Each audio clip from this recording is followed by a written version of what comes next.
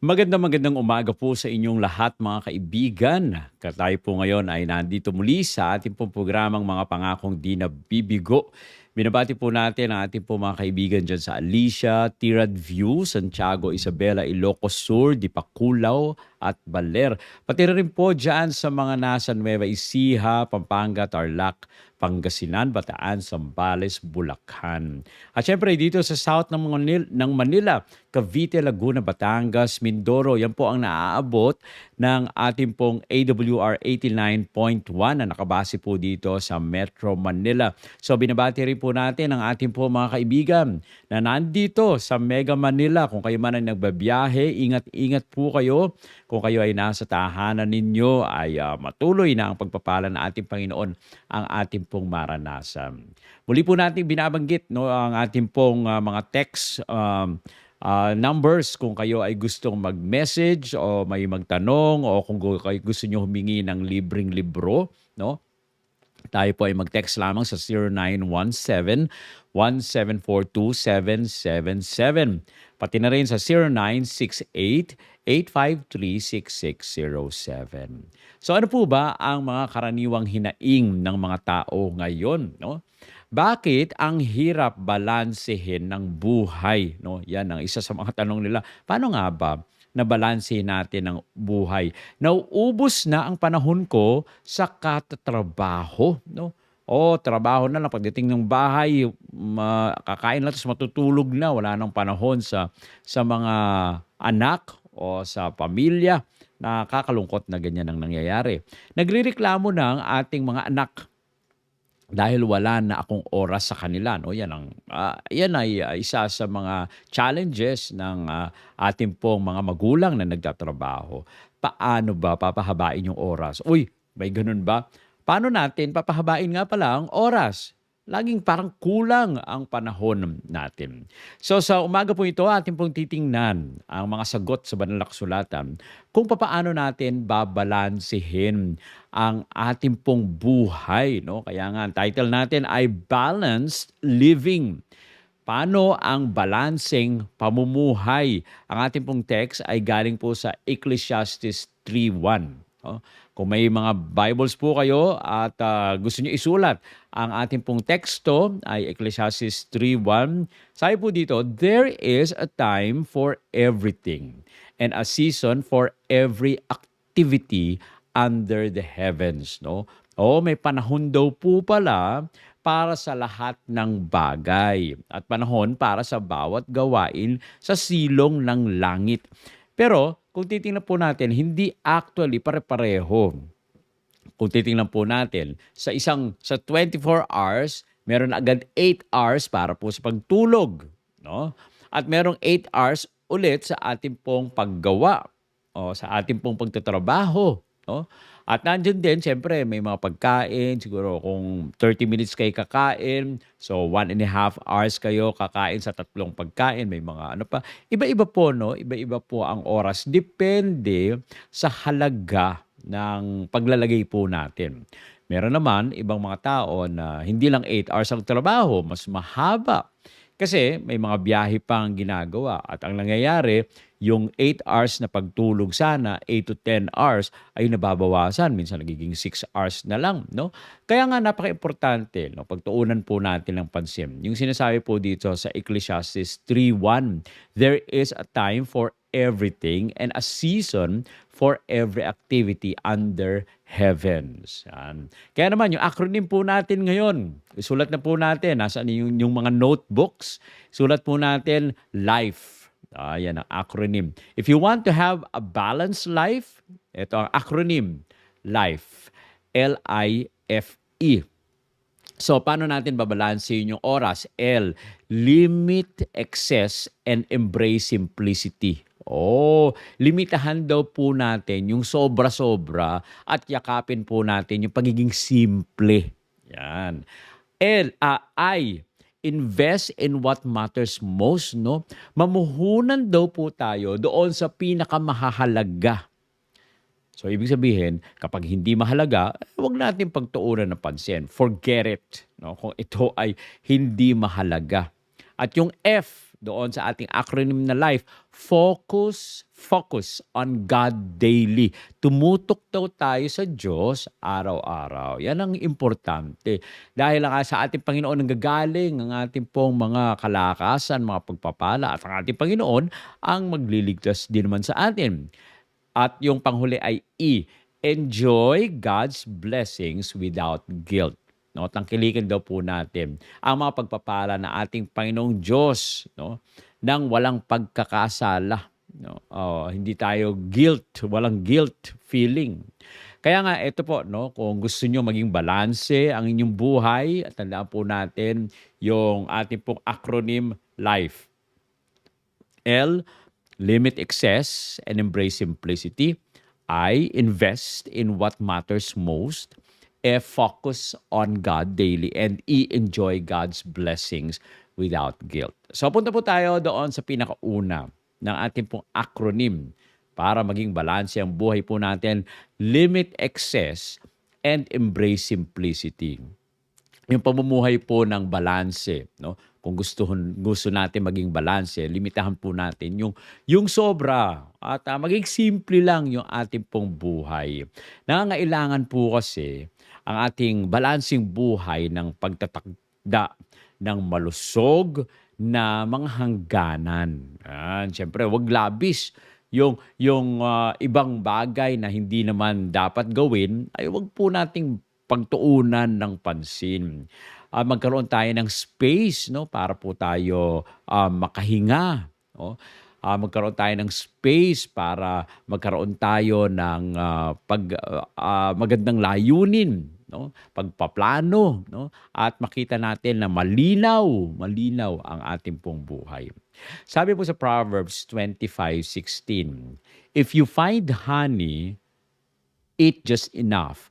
Too much of it and you will vomit. Alam nyo, masarap yung honey. No? Matamis kasi yun, yung pulot-pukyutan. Kung makakita daw po kayo ng pulot, kumain lang daw po ng sapat. Dahil kung sobra-sobra nito, no, ito po ay magiging dahilan na kayo magsusuka. Kaya nga ganun din po. Yung mga bagay-bagay na sobra-sobra, nakakawasamari naman ito sa buhay natin. Yung sinasabi natin ang exercise ay maganda sa katawan natin. Pero kung sobra-sobra naman yung exercise, hindi na rin po tama. Yung mga fruits, no, maganda sa katawan natin, nakapagpapalakas sa atin, pero kung sobra-sobra naman yung fruits, hindi rin naman maganda. Kailangan rin po ay balanse. Kaya nga, limit excess and embrace simplicity. Ang sabi po sa 1 Corinthians 6:12, I have the right to do anything you say, but not everything is beneficial. No? Maaari mong gawin ang lahat ng mga bagay, pero hindi lahat ng mga bagay ay kapaki-panginabang. Kaya kailangan rin naman na meron pong limit, no? Merong limit sa lahat no ating pong mga gagawin. At ang sabi po dito, be simple. Si Joshua Becker ay nagsabi, happiness is not found in more, but in less. Parang ironic po yung sinasabi po dito, no? Ang kaligayahan ay hindi natatagpuan sa masyadong marami, no, o higit, ngunit mas makunti. Sa kaunti daw po nakikita. Bakit? Alam nyo, parang ito siguro experience nyo sa buhay po ninyo. Kung kayo ay magkakasamang magkakabarkada, no? At kayo ay nanonood ng TV, for example, no? At meron kayong chichirya. Kapag ikaw lang mag-isa kumakain ng chichirya, ay parang minsan nauutak ka, no? Nauutak ka lang. Dami-dami masyado. Pero kapag kayong apat, for example, apat kayo magkakaibigan, kakainin nyo isang balot ng chichirya, no? Ay parang ang sarap-sarap kumain kasi aagawan kayo, nagsi-share kayo Tapos sasabihin, ay wala na. Parang gusto mo pang kumain pero may kaligayahan po, no? Kung konti lang. Pero pag masyadong marami, hindi ka na naliligayahan. Tama rin yung sinasabi po dito. Kaya dapat may limit din. Maging simple lang po tayo. Sabi ni Leonardo da Vinci, simplicity is the ultimate sophistication. Ang pagiging simple daw po, no, ay tunay na pagiging sopistikado. Bakit? Konti lang yung sinasabi mo, parang, hindi masyadong sobra, 'no? Minsan pagka ang isang tao maraming sinasabi parang, "Nakakainis naman na ito, alis na nga ako, wala ang dami mo pa sinasabi."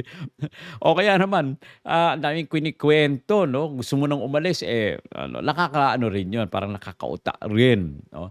Kung simple lang ang mga bagay, lalong-lalo sa bahay po ninyo, ngayon po nauuso yung, tinatawag na, simplistic design 'no. Talagang ano lang, ah, konti lang yung mga design 'no, hindi naman masyadong marami. Kaya ito po ay maganda rin 'no, mas maganda sa atin. So yun po, limit 'no, limit L, limit excess and embrace simplicity. Ang sunod po yung I, invest in what matters most 'no, mamuhunan daw po tayo sa pinakamahahalaga. Ang balanseng buhay po kasi ay inuuna ang mga bagay na pangwalang hanggan. Katulad ng relasyon, yan, yung magandang karakter, yung oras natin sa Diyos. Hindi lamang tayo nagiging abala sa mga material na mga pakinabang. Yung mga bagay po kasi na yan, yung mga material na mga bagay, nasisira yan, nawawala po yan, ninanakaw po yan. Kaya napaka-importante, tayo daw po, no, in-invest tayo doon sa mas importante. Katulad ng magandang relationship, yan. Kung maganda yung karakter po natin, ito po ay lumalawak. Yung mga talento po natin na ating pong ina-adjust at pinapalago, no, yung mga talento natin. Ito po ay ang mga bagay-bagay na masasabi nating importante sa buhay natin. Sa Matthew 6:33, ito pong sabi, "But seek ye first the kingdom of God and His righteousness, and all these things will be given to you." No? Kaya nga po, ano daw po yung dapat nating gawin? Hanapin muna natin ang kaharian ng ating Panginoong Diyos at ang kanyang katuwiran. At ito po ang promise, napakagandang promise. Lahat ng mga bagay dito sa mundo ay ibibigay po sa atin. Kung uunahin natin, kung mag-i-invest muna tayo sa ating relasyon sa ating Panginoong Diyos. Kaya nga po, no? Tandaan po natin at alalahanin po natin yung Matthew 6:33, "Seek ye first the kingdom of God and His righteousness, and all these things will be given to you." Sabi naman sa Colossians 3:2, no? "Set your minds on things above, not on earthly things." Paalala po sa atin mga kaibigan na ituon po natin ang ating po mga pag-iisip sa mga bagay sa itaas o doon sa langit, hindi sa mga bagay dito sa lupa.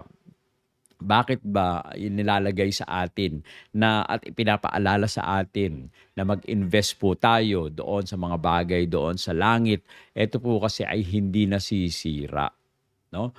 Yung relationship natin sa ating Panginoong Diyos, tayo man ay matapos ang buhay natin dito sa mundo, iiwanan natin naman ang lahat, no, ng ating pong mga ari-arian.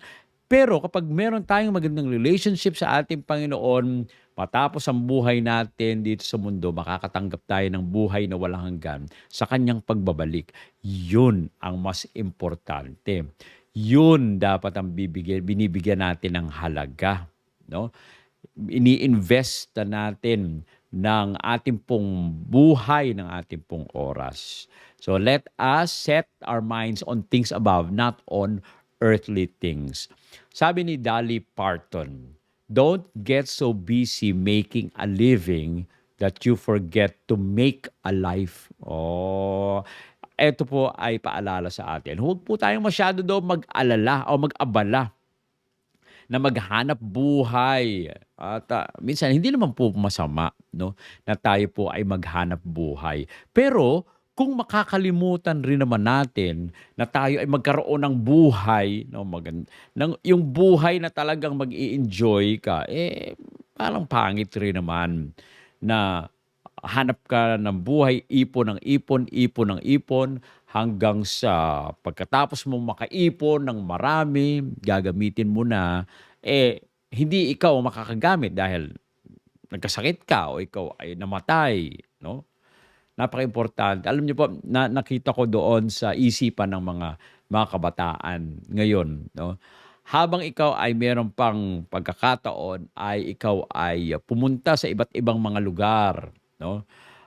Maglingkod doon sa mga taong hindi nangangailangan. Alam niyo po kasi, yung mga taong nangangailangan, alam niyo po kasi, may kaligayahan kapag naramdaman mo na may purpose yung buhay mo. May kaligayahan kapag ika'y nakakapaglingkod sa iba. Kaya napakaimportante, tandaan rin po natin yan, na maglingkod po tayo. Sabi ni John Maxwell, your greatest investment will never be your income, but your impact. No? O kahit ang dami-dami mong kinikita sa buhay, pero hindi naman nababago ang buhay nung nasa paligid mo. No? Walang impact sa kanila. Wala rin naman itong epekto. No? Wala rin namang ito ay hindi po naman masasabi nating maganda ang nangyari sa buhay natin. Kaya napaka-importante, mga kapatid, mga kaibigan, alalahanin po natin, invest in what matters most. Okay? So kung gusto nyo magkaroon ng balancing buhay, dun tayo sa letter F, sabi po, focus on God daily. Ito po ay isa sa mga goals natin, magkaroon ng balancing buhay. Tumutok sa Diyos araw-araw. Ang balanse po, pagiging balanse ng buhay natin ay nagsisimula sa magitan ng pagsentro ng ating buhay sa ating Panginoong Diyos. No? Kapag siya ang una, lahat ng iba ay nahuhulog, no, doon sa nararapat na lugar nito, no? At kung ang Panginoon ang kasama po natin, everything comes into place, no? Kaya napakaganda na lagi nating uunahin ang ating Panginoon. Let us focus on God daily, no? At kung isipin po natin, no, mga kaibigan, na tayo ay laging kasama ng ating Panginoon o ang kapayapaan ay lagi nating mararanasan. Sa Psalm 16:8, ang sabi po dito, I keep my eyes always on the Lord. With Him at my right hand, I will not be shaken. Ang gandang pangako ng ating Panginoon. Kapag tayo daw po ay laging nakatutok ang ating mata sa ating Panginoon, sa kanyang kanan, hindi tayo matitinag. Walang maaaring gumalaw sa atin. Tayo ay laging ililigtas, bibigyan ng kapayapaan ng ating Panginoon, bubuhusan ng mga pagpapala kapag tayo ay nasa ating Panginoon. Sa Isaiah 26:3, sabi, you will keep him in perfect peace, those whose minds are steadfast because they trust in you. Itong pangako sa atin, iingatan tayo at bibigyan ng sakdal na kapayapaan kung ating pong itinutuon ang ating pong pag-iisip sa ating Panginoon at kung tayo ay magtitiwala sa Kanya. Kaya nga sa ating pong buhay, mga kaibigan, patuloy, no, na tayo ay mag-focus sa ating Panginoon daily. Ituon natin ang ating isipan sa Kanya. Sabi po dito sa quotation, galing po kay Rick Warren. No? We were made by God and for God. And until you understand that, life will never make sense. No? Ang ganda po. No? Tayo daw po ay ginawa ng Diyos at para sa Diyos. Kapag naintindihan po natin ito, nagkakaroon ng kahulugan ang ating pong buhay. No? May kahulugan kapag tayo ay nasa ating Panginoon. Let us always focus on being with God. Mag-focus tayo na ginagawa ang nais ng ating Panginoon. Mag-focus tayo na laging binibigyang kaluwalhatian, pinupuri at ang ating Panginoon at sinusunod siya sa lahat ng hakbang ng ating pong buhay. Sabi ni Henry Ward Beecher, the first hour of the morning is the rudder of the day. No? Ang mga unang oras daw, no, ng ating pong buhay, ng ating pong umaga, no, ay ito po ang pinaka-importante, no. Ito po yung parang kapag naranasan niyo na yung naranasan niyo na yung na nasira yung sasakyan ninyo, ayaw mag-start, tas itutulak nyo, no? Yun po yung tinatawag natin yan na jump start. No, yan ang jump start ng buhay daw po natin. Yung pinakaunang oras ng ating pong buhay, ito po yung nagja-jump start. Kaya nga, kung itutuon natin yung ating pong pinakaunang oras sa ating Panginoon, it jump starts our day at nagiging maganda yung ating pong buhay. No? So yan po, yung pangatlo ay focus on God daily. At ang pinakahuli, no? Enjoy God's blessings without guilt. Ang atin daw po ay tangkilikin po natin. Tayo po ay mag-enjoy sa mga pagpapala ng ating Panginoon. Nais po ng Diyos na tamasahin po natin ang buhay na balanse. No? Hindi ito labis, hindi naman po ito kulang. No? Kundi magpasalamat tayo at tayo po ay maging masaya, no, sa mga pagpapala ng ating Panginoon. Enjoy God's blessing. Gusto niyo maging balanse ang inyong buhay? Lagi tayong magpasalamat sa ating Panginoon. Lagi tayong pumuri sa ating Panginoon. I-enjoy natin ng pagpapala at tayo po ay lagi rin namang mag-share ng mga pagpapala natin sa iba. Sa 1 Timothy 6:17, ito po ang sabi, God who richly provides us with everything for our enjoyment. Ang Diyos po pala ay saganang nagbibigay sa atin para tayo po ay maging masaya. No? Ito po ay mga pagpapala. Doon nung nilalang si Adan at saka si Eva, ano po ang nangyari? Ibinigay lahat ng ating Panginoon sa kanila ang kanila pong mga pangangailangan. No? Bago po sila lalangin, nagawa na po lahat. Now, imaginein po ninyo, no? Na unang nilalang si Adan at si Eva. Sabi dun sa unang araw, no? Let there be light, and there was light. Yan. And the Spirit of God hovers over the deep. Wala pa pong matatayuan si si Adan at saka si Eva. Hindi pa nga na hahati yung firmament. No? Isipin po natin, ginawa agad si Adan at saka si Eva. Lulutang-lutang lang po sila. No? Hindi po. Ang ginawa ng ating Panginoon, ihinanda na muna lahat ng ating Panginoon at hinihanda na rin yung mga ibon, yung mga lumalangoy sa dagat, yung mga gumagapang sa lupa, no? Nakahanda na yun, may puno, may bunga, no? At nung nilalang ng ating Panginoon si Adan at saka si Eva ayon sa kanyang sariling wangis, no? Ito po ay yung pinnacle of creation. Si Adan at saka si Eva. Ganyan po kamahal ng ating Panginoong Diyos, tayo na kanya pong mga nilalang. Gusto niya na tayo po ay mag-enjoy ng buhay po natin at syempre purihin po natin lagi ang ating Panginoon.